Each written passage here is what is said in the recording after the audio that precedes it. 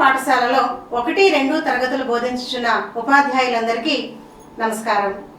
మనం ఒక చిన్న బొమ్మను తయారు చేసుకుని అది చూపిస్తూ పిల్లలకు కథ చెప్తే వాళ్ళు చాలా సంతోషంగా వింటారు. ఇప్పుడు ఒక చిన్న గ్లవ్ పప్పెట్ని ఎలా తయారు చేయాలో చూద్దాం. ఈ గ్లవ్ పప్పెట్ తయారు చేసుకోవడానికి కావాల్సిన మెటీరియల్ని ఇప్పుడు చూద్దాం. సిజర్స్, మక్మల్ క్లాత్, మనకు నచ్చిన రంగు, పెన్సిల్, ఒక పేపర్, థ్రెడ్ అండ్ నీడిల్, అలాగే ఒక స్మైలీ బాల్. చాలా సింపుల్గా గ్లవ్ పప్పెట్ ఎలా తయారు చేసుకోవాలో ఇప్పుడు చూద్దాం. ఒక పేపర్ తీసుకుని దాని మీద చేతిని ఇలా పెట్టి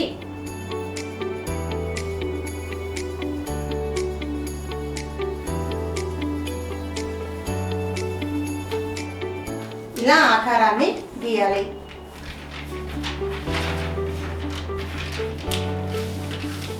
ఇప్పుడు ఇలా మధ్యకు మడిచి మనం గీసిన ఆకారాన్ని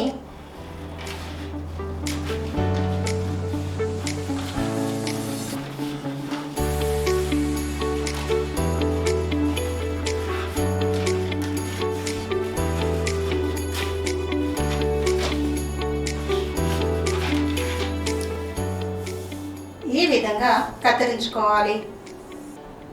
ఇప్పుడు మక్మల్ క్లాత్ని తీసుకుని దాన్ని రెండుగా చేసి దానిపై మనం కత్తిరించుకున్న ఆకారాన్ని పెట్టి కత్తెరతో కట్ చేసుకోవాలి.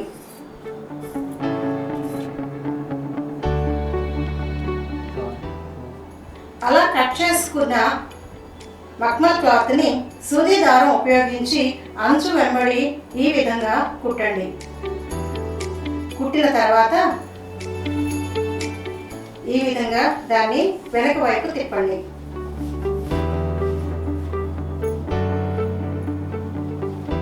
మనకి ఇప్పుడు గ్లవ్ తయారైపోయింది.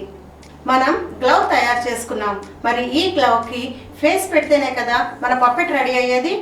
అందుకని నేను ఒక స్మైలీ బాల్ని తీసుకున్నాను. ఈ స్మైలీ బాల్కి చుట్టూ వెనక హెయిర్ లాగా బ్లాక్ ఊల్ని అతికించాను. ఇప్పుడు ఈ స్మైలీ బాల్కి మెడ దగ్గర వచ్చేలాగా చిన్న స్లిట్ను కత్తిరించండి.